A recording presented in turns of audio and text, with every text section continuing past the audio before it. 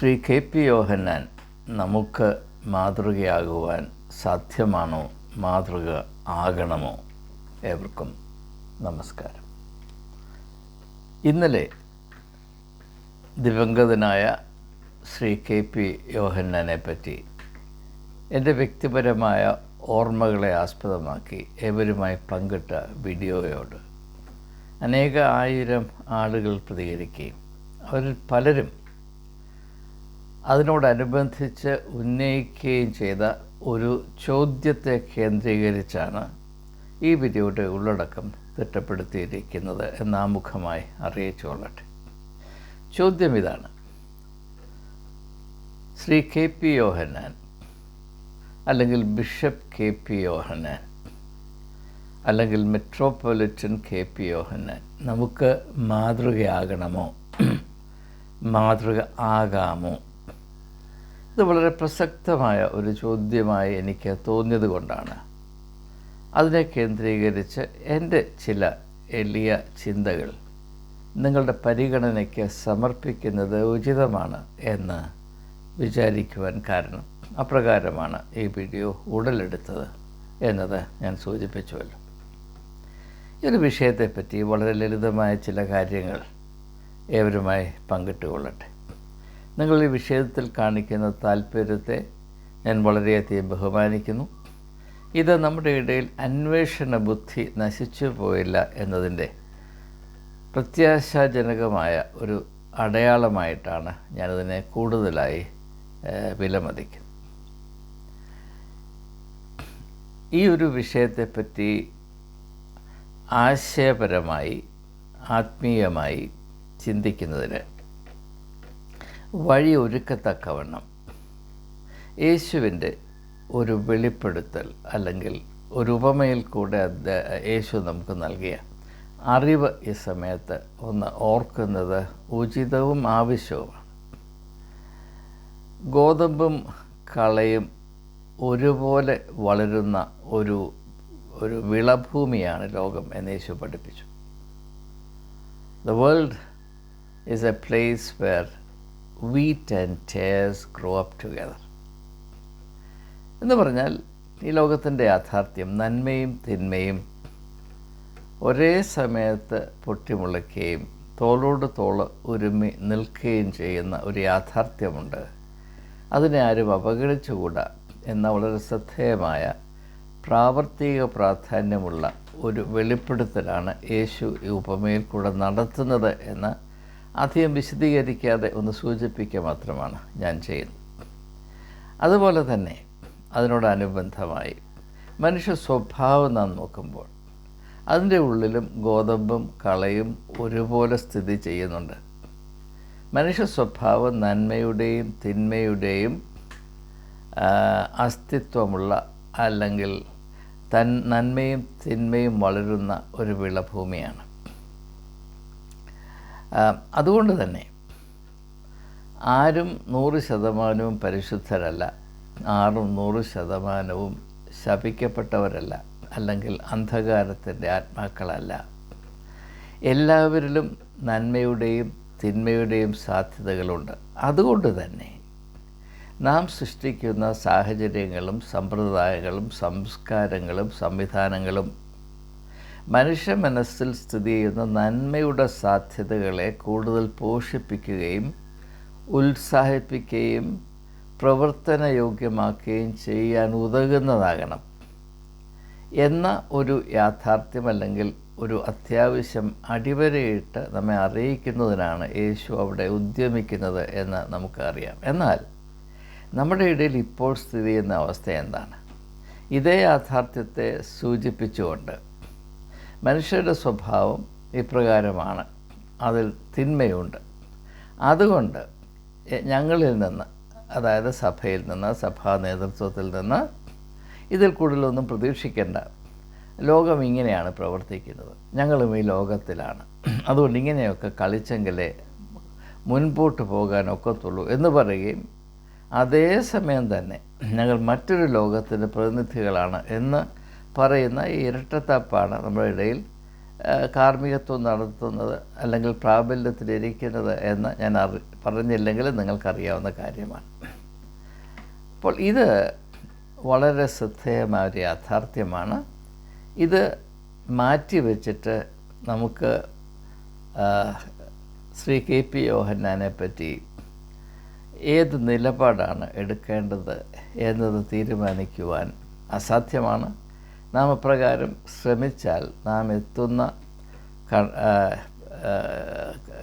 കണ്ടെത്തലുകൾ ഒരു പക്ഷേ അസ്ഥാനത്താകും, അപ്രയോജനമായി തീരും എന്ന് മാത്രം ഞാൻ സൂചിപ്പിക്കാം. ഇനിയും എനിക്ക് രണ്ടാമതായിട്ട് എല്ലാവരോടും പറയാനുള്ളത്, ശ്രീ KP യോഹന്നാനെ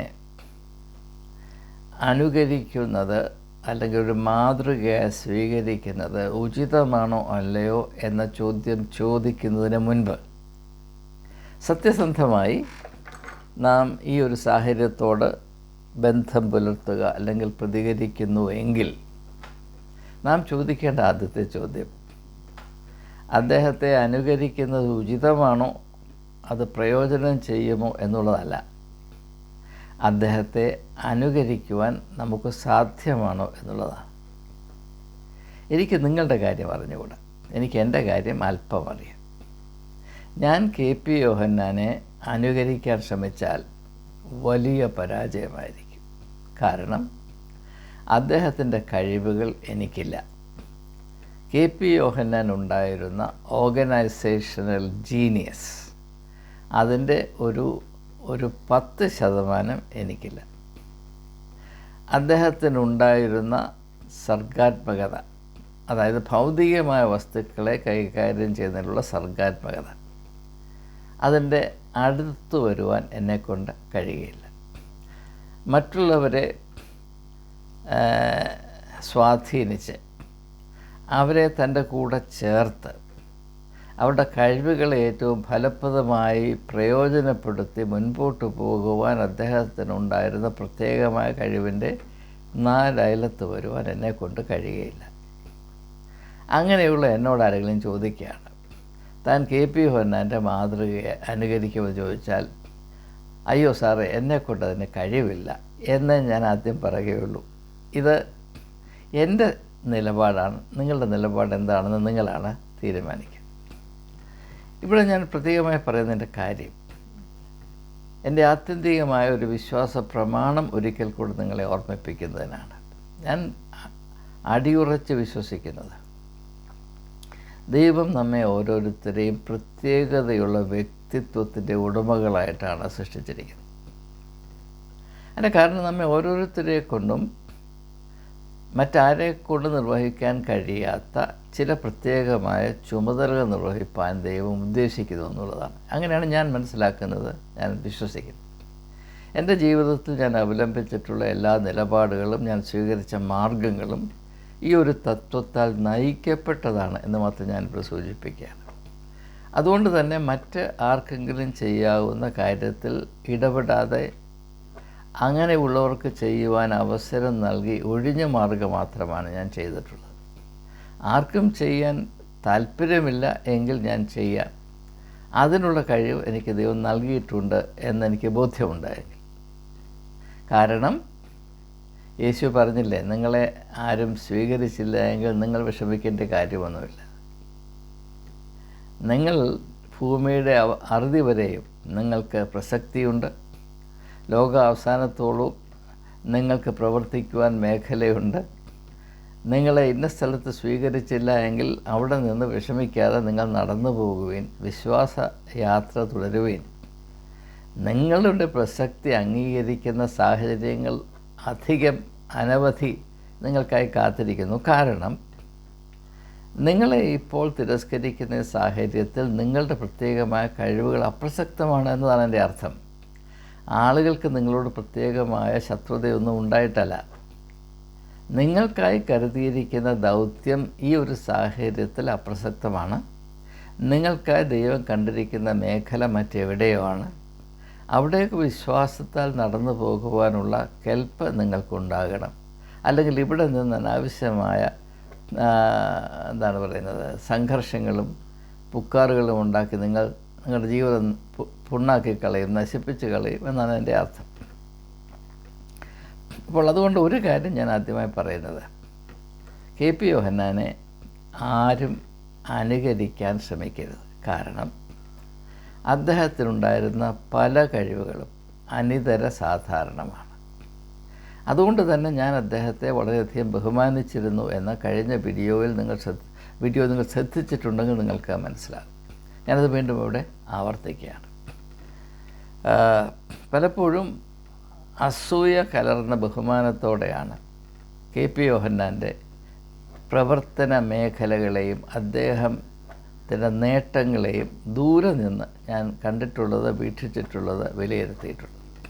ഞാനിത് കൂടുതലായി വിശദീകരിക്കുന്നത്. ഇനിയും KP യോഹന്നാനെ ഈ ഒരു അർത്ഥത്തിൽ നമുക്ക് അനുകരിക്കാൻ സാധ്യമല്ല, അനുകരിക്കുന്നത് നന്നല്ല, എത്ര നോക്കിയാലും അനുകരിക്കാൻ സാധ്യവുമല്ല എന്ന് ഞാൻ പറഞ്ഞ സാഹചര്യത്തിൽ മറ്റൊരു വിധത്തിൽ KP യോഹന്നാൻ്റെ ഉദാഹരണം നാം എല്ലാവരും, പ്രത്യേകിച്ച് ആത്മീയ ഗോളത്തിൽ ചുമതല ഏറ്റെടുത്തിരിക്കുന്നവർ പ്രത്യേകിച്ചും ശ്രദ്ധിക്കേണ്ടതായിട്ടുണ്ട്. അത് ശ്രദ്ധിക്കാതെ പോകുന്നത് നഷ്ടമാണ്, അപകടമാണ് എന്നുകൂടെ ഞാൻ ഈ സമയത്ത് സൂചിപ്പിക്കുകയും അതിന് ഉപോത്ബലകമായ ചില കാര്യങ്ങൾ നിങ്ങൾ ശ്രദ്ധയിൽപ്പെടുത്തുകയും ചെയ്യാൻ പോവുകയാണ്. ഇവിടെ ആളുകൾ വളരെ ക്രൂരതയോടുകൂടെ, അല്പം പോലും വൈകാരികമായ മാർദ്ദവുമില്ലാതെ KP യോഹന്നാനെ പറ്റി എൻ്റെ വീഡിയോയോട് പ്രതികരിച്ച് പറയുന്നത്, അദ്ദേഹം അമേരിക്കക്കാരെ കളിപ്പിച്ച് ഒത്തിരി പൈസ ഉണ്ടാക്കി എന്നുള്ളതാണ്. അതിലൊരു സത്യമടങ്ങിയിട്ടുണ്ട്. അമേരിക്കയിൽ നിന്ന് അദ്ദേഹത്തിന് വലിയ വലിയ സംഭാവനകൾ പെരുവെള്ളം പോലെ ഒഴുകി വന്നുകൊണ്ടേയിരുന്നു.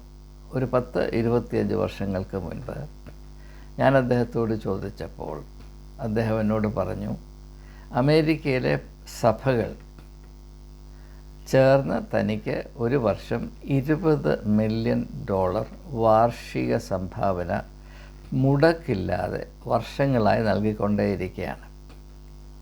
നമുക്കറിയാം, ഒരു ഡോളർ ഇപ്പോൾ 80-82 രൂപയാണ്. അങ്ങനെ വരുമ്പോൾ 165 കോടി രൂപ ഒന്നും അറിയാതെ അദ്ദേഹത്തിന് അമേരിക്കൻ പള്ളികൾ, സഭകൾ സംഭാവന നൽകിക്കൊണ്ടേയിരുന്നു.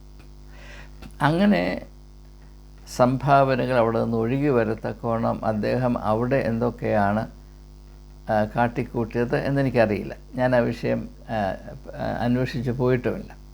അതിനെപ്പറ്റി പലവിധമായ ഊഹാപോഹങ്ങൾ പ്രചരിക്കുവാനിടയുണ്ട്. ഊഹാപോഹങ്ങൾ സൃഷ്ടിക്കുന്നതിലും പ്രചരിപ്പിക്കുന്നതിലും എനിക്ക് അല്പം പോലും പ്രാവീണ്യമില്ലാത്തതുകൊണ്ട് ഞാൻ അങ്ങനെയുള്ള കലാപരിപാടികൾ അതിന് പ്രത്യേകമായ കഴിവുള്ളവർക്ക് വേണ്ടി വിട്ടുകൊടുക്കുകയാണ്. എനിക്കതിൽ താല്പര്യമില്ല. എന്നാൽ ഇത് അദ്ദേഹം എന്നോട് പറഞ്ഞ യാഥാർത്ഥ്യമാണ്.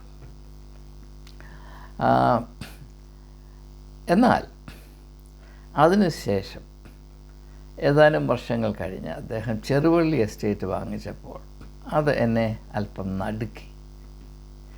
കാരണം യേശുവിൻ്റെ പഠിപ്പീരുകളെപ്പറ്റി അല്പം ബോധ്യം അന്നും എനിക്കുണ്ടായിരുന്നത് കൊണ്ട് ഭൗതികമായ സമ്പത്ത് വർദ്ധിക്കും തോറും ആത്മീകമായ ദൈവബോധവും ദൈവ ആശ്രയബോധവും കുറഞ്ഞു പോകും എന്ന ഒരു ഭീതി കൊണ്ട് ഞാൻ അദ്ദേഹത്തോട് ചോദിച്ചു, എന്തുകൊണ്ടാണ് ഈ ഭൗതികമായ സ്വത്ത് സമ്പാദിക്കുന്നതിൽ ഇത്രമാത്രം ശ്രദ്ധ ചെലുത്തുന്നതെന്ന് ചോദിച്ചപ്പോൾ അദ്ദേഹം എന്നോട് വളരെ തുറന്ന മനസ്സോടെ എന്നോട് കള്ളം പറഞ്ഞു എന്ന് ഞാൻ ഒരിക്കലും വിചാരിക്കുന്നു. അദ്ദേഹം പറഞ്ഞത്, എനിക്ക് ഈ കാലം അത്രയും അമേരിക്കയിൽ നിന്നും ജർമ്മനിയിൽ നിന്നും മറ്റ് പല രാജ്യങ്ങളിൽ നിന്നും നിർലോഭമായ സംഭാവനകൾ ലഭിച്ചുകൊണ്ടേയിരുന്നു. എന്നാൽ ഇനിയും അങ്ങോട്ടുള്ള നാളുകളിൽ ഈ ഒരു ഒഴുക്ക് തീർച്ചയായും 100% നിന്നു പോകുമെന്നെനിക്കറിയാം. അപ്പോൾ ഈ സഭ അതിൻ്റെ പ്രവർത്തനം നിലച്ച് നശിച്ചു പോകാതിരിക്കേണ്ടതിന് സാമ്പത്തികമായി സ്വയം പര്യാപ്തത പ്രാപിക്കുവാൻ അത്യാവശ്യമുണ്ട്. അങ്ങനെ ഈ സഭയുടെ ഭാവികാല സാമ്പത്തിക സുരക്ഷിതത്വത്തെ ഉറപ്പാക്കുന്നതിന് വേണ്ടിയാണ് ഞാൻ ഈ നിക്ഷേപങ്ങൾ ചെയ്യുന്നത് എന്ന് അദ്ദേഹം എന്നോട് പറഞ്ഞു. ഇത് ഞാൻ സമ്മിശ്ര വികാരങ്ങളോടെയാണ് ശ്രവിച്ചത്. അതെന്താണെന്ന് ഞാൻ ഈ സമയത്ത് സൂചിപ്പിക്കട്ടെ. ശ്രീ KP യോഹന്നാൻ്റെ ആത്മീയ ജീവിതത്തിലെ ഒരു വലിയ വഴിത്തിരിവാണ് ഇത് സൂചിപ്പിച്ചത് എന്ന് എനിക്ക് അന്നേ ബോധ്യപ്പെട്ടു. കാരണം ആദ്യകാലങ്ങളിൽ അദ്ദേഹം വളരെ ആത്മാർത്ഥമായി ദൈവകൃപയിലും ദൈവവിശ്വസ്തതയിലും ആശ്രയിച്ച് വലിയ വലിയ ആത്മീയമായ ശുശ്രൂഷകൾ ആരംഭിക്കുകയും നിലനിർത്തുകയും ചെയ്തത് അമേരിക്കക്കാരൻ്റെ പണം കിട്ടും അതിൻ്റെ കൊഴുപ്പ് കൊണ്ട് മാത്രമല്ല. അദ്ദേഹം യഥാർത്ഥത്തിലൊരു ദൈവവിശ്വാസിയായിരുന്നു. ദൈവവിശ്വാസമില്ലാത്തവർക്ക് KP യോഹന്നാൻ ചെയ്ത ശുശ്രൂഷകൾ ആദ്യകാലങ്ങളിൽ രാത്രി ശുശ്രൂഷകൾ ചെയ്യുവാൻ സാധ്യമല്ല എന്നതാണ് എൻ്റെ അടിയുറച്ച വിശ്വാസം. അതിനെതിരെ വിശ്വസിക്കുന്നവരുണ്ടെങ്കിൽ എനിക്ക് അവരോട് യാതൊരു വിധത്തിലുള്ള പ്രയാസവുമില്ല. ഞാൻ ഇപ്രകാരമാണ് ഇതിനെ മനസ്സിലാക്കുക. അങ്ങനെ ദൈവികമായ ശുശ്രൂഷ രണ്ട് വിധത്തിൽ ആരംഭിക്കുവാനും നിലനിർത്തുവാനും കഴിയും എന്ന ഒരു യാഥാർത്ഥ്യം എൻ്റെ ബോധ്യത്തിൽ ഉദിച്ചു. ഒന്ന്, ഭൗതികമായ സമ്പത്തുക്കൾ ഉള്ളതുകൊണ്ട് അതിൻ്റെ പിൻബലത്തിൽ വലിയ സംവിധാനങ്ങളും സംഘടനകളും ഉണ്ടാക്കി സഭയൊക്കെ രൂപീകരിച്ച് വലിയ വ്യാപകമായ ബൃഹത്തായ ഒരു ദൗത്യം ആരംഭിക്കുകയും അതിനാൽ സ്വാധീനപ്പെട്ട് അനേകം ആളുകൾ മറ്റ് മതങ്ങളിൽ നിന്ന് ഈശ്വര മാർഗത്തിലേക്ക് വരത്തക്കവണ്ണമുള്ള വഴിയൊരുക്കുകയും ചെയ്യുക. ഇത് യേശുവിൻ്റെ ഭാഷയിൽ പറഞ്ഞാൽ മാമോൻ്റെ വഴി ഉപയോഗിച്ച് ദൈവത്തിലേക്ക് വഴി ഒരുക്കുക, പാത നിരപ്പാക്കുക എന്ന ഈ ഒരു പ്രമാണം. അത് സാധ്യമല്ല, അത് അപകടമാണ് എന്ന് യേശു വളരെ വ്യക്തമായി മത്തായിയുടെ സുവിശേഷം 6-ാം അധ്യായത്തിൻ്റെ 24-ാം വാക്യത്തിൽ പറയുന്നുണ്ട് എന്ന് നമുക്കറിയാമെങ്കിലും നാം സത്യമായി നമ്മുടെ ക്രിസ്തീയ ഗോളത്തിൽ സ്ഥിതി ചെയ്യുന്ന അവസ്ഥ നോക്കിയാൽ, നിങ്ങൾ ഏത് സഭയെടുത്ത് നോക്കിക്കൊള്ളൂ, ചെറുതും വലുതുമായ എത്രയോ സഭകൾ നമ്മുടെ ഇടയിലുണ്ട്. ഇവയൊന്നും സ്ഥിതി ചെയ്യുന്നത്, ഓടുന്നത്, നടക്കുന്നത്, ഇരിക്കുന്നത്, കിടക്കുന്നത് ദൈവവിശ്വാസത്തിലോ ദൈവം കരുതിക്കൊള്ളും എന്ന പ്രത്യാശയിലോ അല്ല. പണത്തിൻ്റെ ആ ഒറ്റ പ്രമാണത്തിലും അതിനോടുള്ള വിധേയത്വത്തിലും മാമോൻ സേവയിലുമാണ് എന്നതിനെപ്പറ്റി എനിക്ക് ലവലേശം സംശയമില്ല. നിങ്ങൾക്ക് സംശയമുണ്ടോ? ഉണ്ടെങ്കിൽ പറയണം. സംശയമില്ല. അത് തന്നെയാണ് KP യോഹന്നാനെയും പിടിച്ച ഈ വലിയൊരു ഭൂതഗ്രസ്തനായിപ്പോയി. എന്താണ് ഈ വലിയ സഭ? അപ്പോൾ അദ്ദേഹത്തിൻ്റെ സഭ തിമിർത്ത് വളരുകയാണ്. അതുപോലെ വളർന്നൊരു സഭ എൻ്റെ അറിവിലില്ല. ഈ സഭയുടെ ഭാവി എന്തായിത്തീരും, ഇതിൻ്റെ നിലനിൽപ്പ് എന്തായിത്തീരും, അത് ഉറപ്പാക്കുന്നതിന് ഞാനെന്ത് ചെയ്യണം എന്ന് സ്വാഭാവികമായും അദ്ദേഹം ചിന്തിച്ചു. അപ്പോൾ അദ്ദേഹം കണ്ടുപിടിച്ച മാർഗമാണ് ഭൗതികമായ സമ്പത്ത് വേണ്ടതുപോലെ സ്വരുമിച്ച് വെച്ചാൽ ഫണ്ടിൻ്റെ കുറവ് കൊണ്ട് ഈ സഭയുടെ ഭാവി മുരടിച്ചു പോയി എന്ന് വരരുത് എന്ന കരുതലോടെ അദ്ദേഹം, നമുക്ക് പലർക്കും അറിയാവുന്ന പോലെ കേരളത്തിൽ തന്നെ 20,000 ഏക്കർ ഭൂമിയുണ്ട് എന്ന് പറയുമ്പോൾ അദ്ദേഹത്തിൻ്റെ സ്വത്ത് എത്ര വലുതാണ് എന്ന് പറയുമ്പോൾ നിങ്ങൾ മനസ്സിലാക്കേണ്ട മറ്റൊരു കാര്യമുണ്ട്. അതിനേക്കാൾ എത്രയോ അധികം സ്വത്ത് മറ്റ് സഭകളുണ്ട്. ഇപ്പം സീറോ മലബാർ സഭ എടുത്താൽ KP യോഹന്നാനുള്ള സ്വത്തിൻ്റെ 10 ഇരട്ടി അവിടെയിലുണ്ട്. CSI സഭ ഒട്ടും മോശമല്ല. മാർത്തോമാ സഭയ്ക്കും ഇഷ്ടം പോലെ സ്വത്തുണ്ട്, സ്ഥാപനങ്ങൾ. എന്നാൽ ഇവയൊക്കെയും പ്രവർത്തിക്കുന്നതും KP യോഹന്നാൻ പ്രവർത്തിച്ചതും തമ്മിൽ വലിയ വ്യത്യാസമുണ്ട്. ആ വ്യത്യാസത്തിൻ്റെ ചില ഭാഗങ്ങൾ ഞാൻ കഴിഞ്ഞ വീഡിയോയിൽ ഉൾപ്പെടുത്തിയതുകൊണ്ട് ഞാൻ അതിനുവേണ്ടി ഇപ്പോൾ സമയം മാറ്റിവെക്കുന്നില്ല. അപ്പോൾ KP യോഹന്നാൻ്റെ ആത്മീയ ജീവിതത്തിൽ വന്ന ഒരു വലിയ വഴിത്തിരിവെന്നാണെന്ന് ചോദിച്ചാൽ, ഈ ദൈവത്തിൽ വിശ്വസിച്ച് അവൻ്റെ വിശ്വസ്തത മതി, നിൻ്റെ കൃപ എനിക്ക് മതി, മാമോൻ്റെ സഹായമില്ലെങ്കിലും ഈ ആത്മീയമായ ശുശ്രൂഷ അത് ദൈവത്തിൽ അധിഷ്ഠിതമെങ്കിൽ പാതാള ഗോപുരങ്ങൾ അതിനെ ജയിക്കുകയില്ല, കാലത്തിൻ്റെ വെല്ലുവിളി അഭിമുഖീകരിക്കാനുള്ള ശക്തി അതിനുണ്ടായിരിക്കും എന്ന വിശ്വാസത്തെ ഉപേക്ഷിച്ച് ഭൗതികമായ സമ്പത്തുണ്ടെങ്കിൽ മാത്രമേ ഞാൻ സ്ഥാപിച്ച സഭയുടെ ഭാവി തിട്ടപ്പെടുത്തുവാൻ സാധ്യമാകുകയുള്ളൂ എന്ന ഒരു വിശ്വാസ പ്രമാണത്തിലേക്ക് KP യോഹന്നാൻ കാലുമാറിയപ്പോൾ, അല്ലെങ്കിൽ മാറ്റി ചവിട്ടിയപ്പോൾ, അദ്ദേഹത്തിൻ്റെ ജീവിതത്തിൽ വലിയ ഒരു മാറ്റം വന്നു. അദ്ദേഹത്തിൻ്റെ ആത്മീയ വ്യക്തിത്വത്തിൽ മാറ്റം വന്നു. അതിൻ്റെ പരിണിത ഫലങ്ങൾ പല വിധത്തിൽ പ്രകടമാക്കപ്പെട്ടിട്ടുണ്ട്. നിങ്ങൾ കുറച്ച് ഒന്ന് ചിന്തിച്ചാൽ അവ മനസ്സിലാകാവുന്നതാണ്. അതിൻ്റെ ഒന്ന് രണ്ട് കാര്യങ്ങൾ ഞാൻ ഇനി സൂചിപ്പിക്കാൻ പോവുകയാണ്. ഇതിനോടനുബന്ധിച്ച് ഏതാണ്ട് ഇതേ കാലത്ത് നടന്ന മറ്റൊരു മാറ്റം ഞാനിപ്പോൾ സൂചിപ്പിക്കും. നിങ്ങൾ KP യോഹന്നാൻ്റെ ആദ്യകാലത്തെ സുവിശേഷ ദൂതുകൾ ശ്രദ്ധിച്ചാൽ അതിൽ 100% ലോകത്തിലുള്ള എല്ലാ വ്യക്തികളും ജാതി, മത, വർണ്ണ, ലിംഗഭേദമന്യേ സ്വീകരിക്കേണ്ട തിരുത്തലുകളെ പറ്റിയാണ്. ധാർമ്മികമായ തിരുത്തലുകൾ, എത്തിക്കൽ കറക്ഷൻസ്. അർത്ഥവത്തായ ജീവിതം നയിക്കണമെങ്കിൽ, ദൈവീയ അനുഗ്രഹത്തിൻ്റെ വെളിച്ചം ഉൾക്കൊള്ളുന്ന വിധത്തിൽ ജീവിക്കണമെങ്കിൽ, ഓരോ വ്യക്തിയുടെയും ജീവിതത്തിൽ സംഭവിക്കേണ്ട തിരുത്തലുകൾ ഇന്നതാണ് എന്ന് ഏറ്റവും ലളിതവും പ്രാവർത്തികവുമായ ഭാഷയിൽ കൊച്ചു കുഞ്ഞുങ്ങൾക്ക് പോലും മനസ്സിലാകുന്ന വിധത്തിലുള്ള ഇലസ്ട്രേഷൻസ് ഉപയോഗിച്ച് അദ്ദേഹം ഇപ്രകാരമുള്ള ഉത്ബോധനങ്ങളാണ് പ്രത്യേകിച്ച് തൻ്റെ റേഡിയോ മെസ്സേജിൽ കൂടെ നൽകിക്കൊണ്ടിരുന്നത്. അതുപോലെ തന്നെ അധ്വാനിക്കുന്നവരും ഭാരം ചുമക്കുന്നവരും അശരണരും അരിഷ്ടരിക്കുന്നതുമായ ആളുകൾക്ക് ആശ്വാസം പകരത്തക്കോണമുള്ള വളരെ മേന്മയേറിയ ശ്രദ്ധേയമായ ദൂതുകൾ ഏറ്റവും ലളിതമായ ഭാഷയിൽ ഏവർക്കും മനസ്സിലാകുന്ന വിധത്തിൽ അദ്ദേഹം നൽകിക്കൊണ്ടേയിരുന്നു. ആ സമയത്തൊന്നും, നിങ്ങൾ വളരെ പ്രത്യേകമായി ശ്രദ്ധിക്കേണ്ട ഒരു വിഷയമാണ് ഞാൻ പറയുന്നത്, ആ സമയത്തൊന്നും ആചാര അനുഷ്ഠാനങ്ങൾക്ക് അദ്ദേഹം അല്പം പോലും വില കൊടുത്തിരുന്നില്ല എന്ന് നിങ്ങൾക്കറിയാം. പക്ഷേ ഞാൻ ആദ്യം സൂചിപ്പിച്ച ഈ ഒരു കാലുമാറ്റി ചവിട്ടുന്ന പ്രക്രിയയോടുകൂടെ തന്നെ ഈ ഒരു കാര്യത്തിൽ കാര്യമായ ഗണ്യമായ മാറ്റം വന്നു. സന്മാർഗബോധം, ആത്മീയ പ്രബുദ്ധതയുള്ള, ആത്മീയ വെളിച്ചം ഉൾക്കൊള്ളുന്ന സന്മാർഗബോധത്തെ ജനങ്ങളിൽ ഉണർത്തുന്ന ആ ശ്രമത്തിന് പകരം അവരെ മതപരമായ ആചാര അനുഷ്ഠാനങ്ങളിൽ ഒതുക്കി നിർത്തുവാനുള്ള ഒരു ശ്രമത്തിലേക്ക് അദ്ദേഹം ശ്രദ്ധ മാറ്റി. അതാണ് ബിലീവേഴ്സ് ചർച്ചായിട്ട് ഗോസ്പൽ ഫോർ ഏഷ്യ, ആത്മീയ യാത്ര, റേഡിയോ സംഭാഷണ പരമ്പര, ഇവയിൽ നിന്ന് വളരെ വ്യത്യസ്തമായി ഒരു സഭ അദ്ദേഹം രൂപീകരിച്ചു.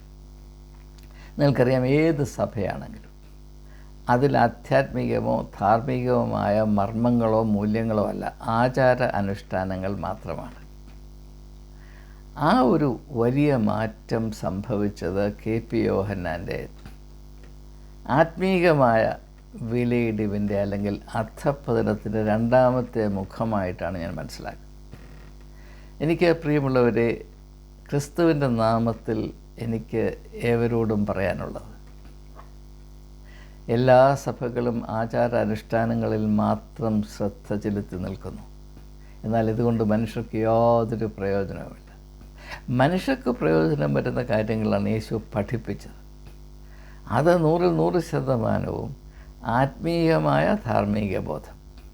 മനുഷ്യൻ ഈ ലോകത്തിൽ എപ്രകാരം ജീവിക്കണം, അർത്ഥവത്തായി ജീവിക്കുവാൻ, സമൃദ്ധമായ ജീവൻ പാലിപ്പാൻ മനുഷ്യൻ എപ്രകാരമായിരിക്കണം, അവൻ്റെ വ്യക്തിത്വം എപ്രകാരമായിരിക്കണം, അതിൻ്റെ വ്യാപ്തി എന്താണ്, അതിൽ ഉൾക്കൊള്ളുന്ന വെളിച്ചം എന്താണ്, ആ വെളിച്ചത്തെ എപ്രകാരമാണ് പ്രകടിപ്പിക്കേണ്ടത്. നമുക്ക് ദൈവം നൽകിയിരിക്കുന്ന വ്യക്തിത്വത്തിൽ അടങ്ങിയിരിക്കുന്ന സാധ്യതകൾ എത്ര വലുതാണ്. അതുകൊണ്ട് തന്നെ അതിനെ വളർത്തുവാനും അർത്ഥവത്തായി പ്രയോഗിക്കുവാനുമായി നമ്മെ ഏൽപ്പിച്ചിരിക്കുന്ന ചുമതല എത്ര വലുതാണ്. ഇങ്ങനെയുള്ള കാര്യങ്ങളെപ്പറ്റി ജനങ്ങളെ ഉത്ബോധിപ്പിക്കുകയായിരുന്നു യേശുവിൻ്റെ ലക്ഷ്യം. യേശു ഒരു പുതിയ ആചാരമോ അനുഷ്ഠാനമോ നമുക്ക് നൽകിയില്ല. ഇപ്പോൾ സത്യകർമ്മം പോലും ഒരു ആചാര അനുഷ്ഠാനമായിട്ടല്ല യേശു വിഭാവന ചെയ്തത് എന്ന് ഞാൻ പറയുമ്പോൾ നിങ്ങൾ അത്ഭുതപ്പെടും. പക്ഷേ ഞാൻ അത് ഈ വീഡിയോയിൽ ഉൾക്കൊള്ളിച്ചാൽ, അതിനെപ്പറ്റിയുള്ള പരാമർശങ്ങൾ കൂടുതൽ ഉൾക്കൊള്ളിച്ചാൽ സമയം കൈവിട്ടു പോകും. എന്നതുകൊണ്ട് ഞാൻ മറ്റൊരു അവസരത്തിലേക്ക് അത് മാറ്റിവെച്ചുകൊണ്ട് ഈ ഒരു ചിന്ത ശകലം മാത്രം പിൻപറ്റി മുൻപോട്ട് പോവുകയാണ്. ഈ ഒരു വലിയ മാറ്റം ശ്രീ KP യോഹന്നാൻ്റെ ആത്മീയ ജീവിതത്തിൽ സംഭവിച്ചു.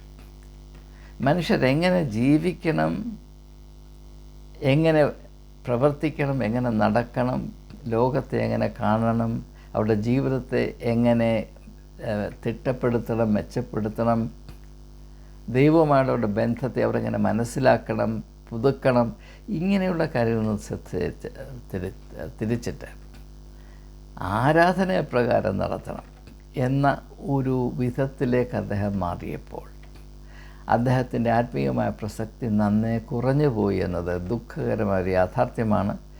ഇത് നിങ്ങൾ തിരിച്ചറിയേണ്ട അത്യാവശ്യം.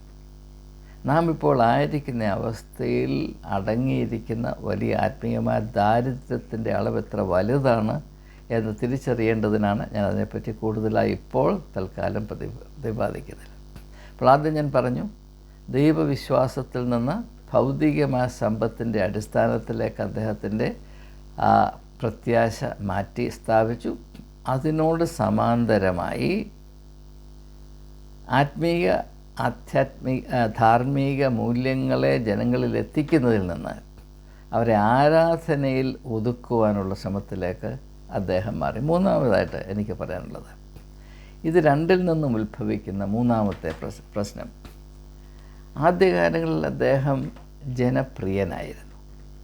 യേശു പറഞ്ഞു, ഞാൻ നിങ്ങളിൽ വസിക്കാൻ നിങ്ങൾ എന്നിൽ വസിപ്പീൻ. ഏതാണ്ട് അതിനോട് അടുത്തു വരുന്ന വിധത്തിലാണ് KP യോഹന്നാൻ ആദ്യകാലങ്ങളിൽ പ്രവർത്തിച്ചത്. അദ്ദേഹം ജനത്തോട് അടുത്ത് വസിക്കുകയും അടുത്ത് പ്രവർത്തിക്കുകയും അവരുടെ ജീവിത അവസ്ഥകളെ അവരുടെ കൂടെ തോളോട് തോള് ഒരുമി നിന്ന് കണ്ട് മനസ്സിലാക്കി അങ്ങനെ ജീവിത യാഥാർത്ഥ്യങ്ങളുടെ ചൂടറിഞ്ഞ വാക്കുകളും ആശയങ്ങളുമാണ് അദ്ദേഹം ജനങ്ങൾക്ക് നിർലോഭം വിളമ്പിക്കൊടുത്തുകൊണ്ടേയിരുന്നത്.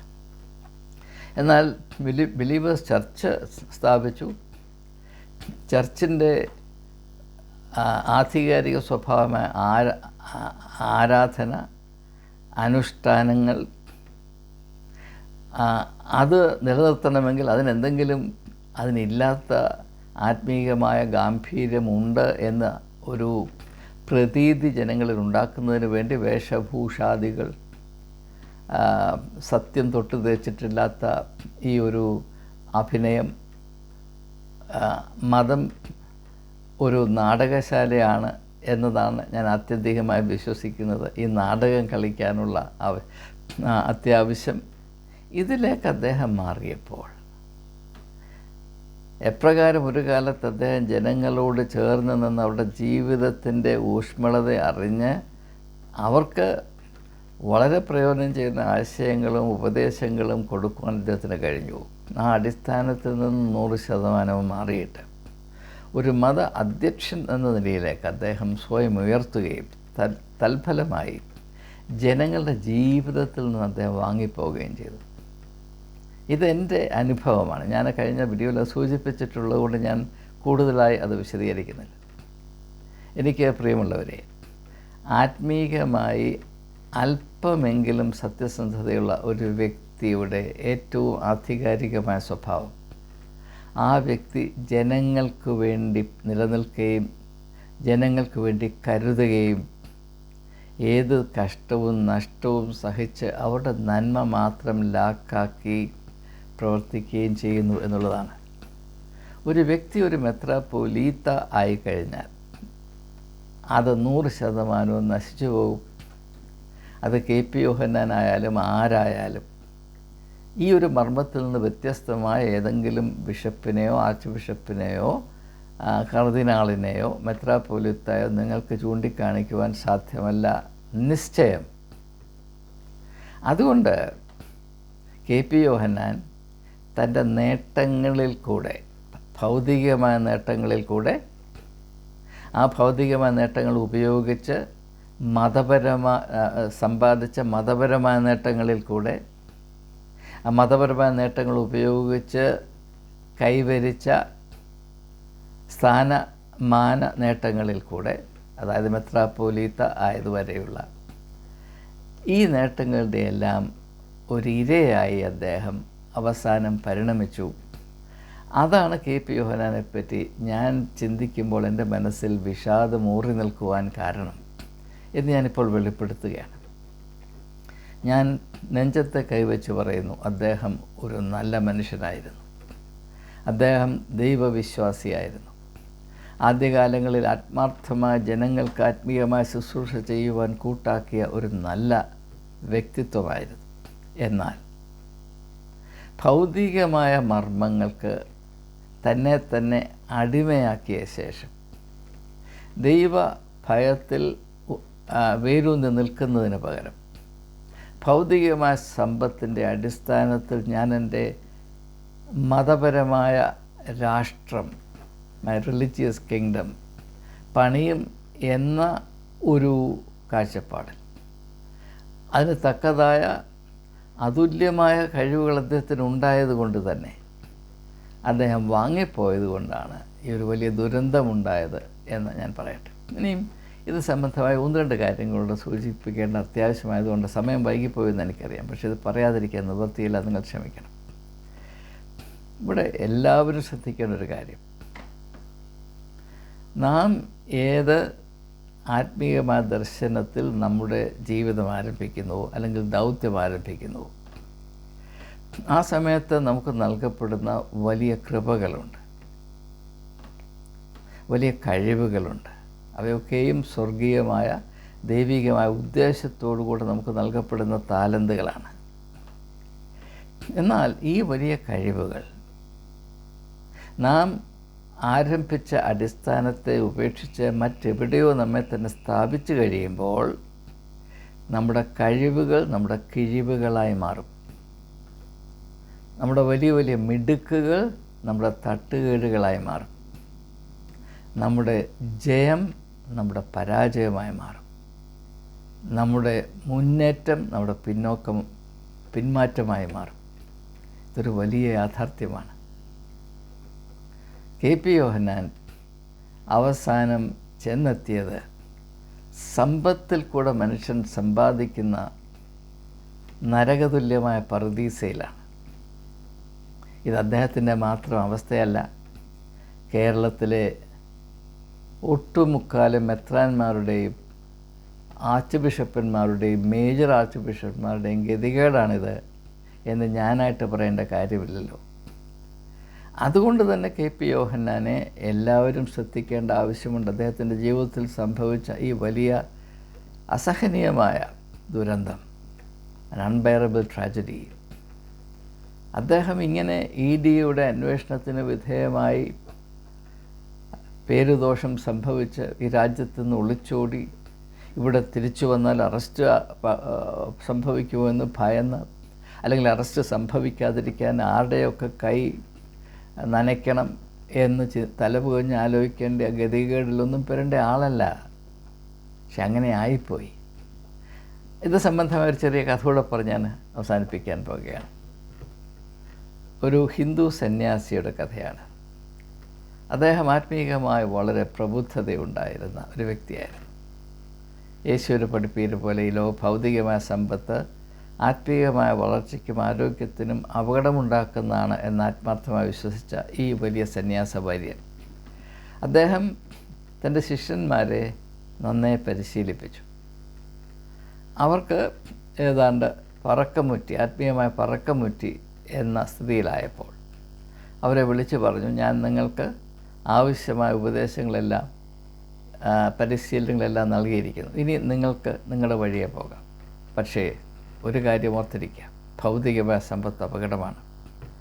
നിങ്ങൾക്ക് നിങ്ങളുടെ ഉപയോഗത്തിന് 2 കൗപീനമല്ലാതെ ഈ ഭൂമിയിൽ സമ്പത്തുണ്ടാകരുത്. നിങ്ങൾക്ക് ഈ ഭൂമിയിൽ നിങ്ങളുടെ വ്യക്തിപരമായ സ്വത്തായി 2 കൗപീനം, കോണകം അല്ലാതെ മറ്റൊന്നും ഉണ്ടാകരുത്. അത്രമാത്രം ലളിതമായി നിങ്ങൾ ജീവിച്ചില്ലെങ്കിൽ ആത്മീകമായി നിങ്ങൾക്ക് നിലനിൽപ്പ് ഉണ്ടാകുകയില്ല എന്നവരെ പഠിപ്പിച്ചു. അവർ തലകുലുക്കി സമ്മതിച്ചു. ഈ സന്യാസവര്യൻ ദൂരദേശത്തേക്ക് യാത്രയായി. അങ്ങനെ കുറേ നാൾ കഴിഞ്ഞ ശേഷം, ഏതാനും വർഷങ്ങൾ കഴിഞ്ഞ് അദ്ദേഹം തിരിച്ചു വന്നപ്പോൾ അദ്ദേഹത്തെ അമ്പരപ്പെടുത്തിക്കൊണ്ട് അദ്ദേഹത്തിൻ്റെ ഏറ്റവും പ്രഗത്ഭനായ ശിഷ്യൻ ഒരു വലിയ മണിമാളികയിൽ താമസിക്കുകയാണ്, വലിയ സന്നാഹങ്ങളുമായി. ഗുരുവിന്, ഈ സന്യാസവര്യന് വലിയ സങ്കടവും അതിനേക്കാളധികം ധർമ്മരോഷവും ഉണ്ടായി. അവിടെ കയറി ചെന്ന് ചോദിച്ചു, നീ എന്താടാ കാണിച്ചതെന്ന് ചോദിച്ചു. അപ്പോൾ അദ്ദേഹം ഗുരുവിനെ വണങ്ങിയിട്ട് പറഞ്ഞു, ഗുരുവേ, സംഭവിച്ചെന്താണെന്ന് ഞാൻ പറയാം. അത് പറയുമ്പോൾ അങ്ങേക്ക് ബോധ്യമാകും. അങ്ങ് പറഞ്ഞ പാതയിൽ കൂടെ ഞാൻ സഞ്ചരിച്ചു. എനിക്ക് 2 കൗപീനങ്ങളെ ഉണ്ടായിരുന്നുള്ളൂ. ഞാൻ ഒന്ന് നനയ്ക്കും, ഒന്ന് ഉടുക്കും. അങ്ങനെ ഞാൻ ഒരിക്കൽ നനച്ച് ഉണക്കാനിട്ടിരുന്ന എൻ്റെ 2ാമത്തെ കൗപീനം, അത് എലികൾ വന്ന് കരണ്ട് തിന്ന്, അതിൻ്റെ ഏറ്റവും മർമ്മസ്ഥാനമാണ് കരണ്ട് തിന്ന്, അവിടെ എനിക്ക് ഉപയോഗിക്കാൻ വയ്യാതെ വന്നു. അന്ന് ഞാൻ തീരുമാനിച്ചു, ഈ എലികളിൽ നിന്ന് എനിക്ക് സംരക്ഷണം ഉണ്ടാകണമെങ്കിൽ ഒരു പൂച്ചയെ വേണം. ഞാനൊരു പൂച്ചയെ വാങ്ങിച്ചു. പൂച്ചയെ വാങ്ങിച്ച് ഏറെ നാൾ കഴിയാതെ എനിക്ക് മനസ്സിലായി, പൂച്ചയ്ക്ക് പാല് വേണം. അപ്പോൾ പൂച്ചയ്ക്ക് പാല് കൊടുക്കാനായിട്ട് ഞാൻ ഒരു പശുവിനെ വാങ്ങിച്ചു. പശുവിനെ വാങ്ങിച്ചപ്പോൾ എനിക്ക് മനസ്സിലായി, പശുവിന് കൊടുക്കാൻ പുല്ല് വേണം. ഈ പുല്ല് വളർത്താനായിട്ട് ഞാൻ 5 ഏക്കർ ഭൂമി വാങ്ങിച്ചു. ഈ ഭൂമി വാങ്ങിച്ചപ്പോൾ എനിക്ക് മനസ്സിലായി, ഇവിടെ ജോലി ചെയ്യാൻ ആൾ വേണം. അങ്ങനെ ഒരു 10-20 പേര് സംഘടിപ്പിച്ചു. അപ്പോൾ എനിക്ക് മനസ്സിലായി, ഇവർക്കൊക്കെ ശമ്പളം കൊടുക്കണം, അതിന് വലിയ വരുമാനം വേണം. ഞാൻ അതിനുള്ള മാർഗ്ഗം അന്വേഷിച്ചു പോയി. ഞാനതിൽ നന്നേ വിജയിച്ചു. എനിക്കിപ്പോൾ വലിയ വരുമാനമാണ്. അതുകൊണ്ട് ഇങ്ങനെ ഒരു പണിമാളിക പണിത് ഇതിൽ വസിക്കാൻ എനിക്ക് പ്രയാസമില്ല. പ്രിയപ്പെട്ട ബഹുമാനമേറിയ ഗുരുവേ, എൻ്റെ കോണകം സംരക്ഷിക്കാൻ ഇതല്ലാതെ മറ്റു മാർഗമില്ല എന്നാണ് അദ്ദേഹം പറഞ്ഞത്. പ്രിയമുള്ളവരെ, ക്രിസ്തീയ സമൂഹത്തിൻ്റെ നേതൃത്വത്തിന് പറ്റിയത് ഇതാണ്. ഓരോരുത്തരും അവരവരുടെ കോണകം സംരക്ഷിക്കുന്നതിന് മണിമാളിക ഉണ്ടാക്കിക്കൊണ്ടിരിക്കുകയാണ്.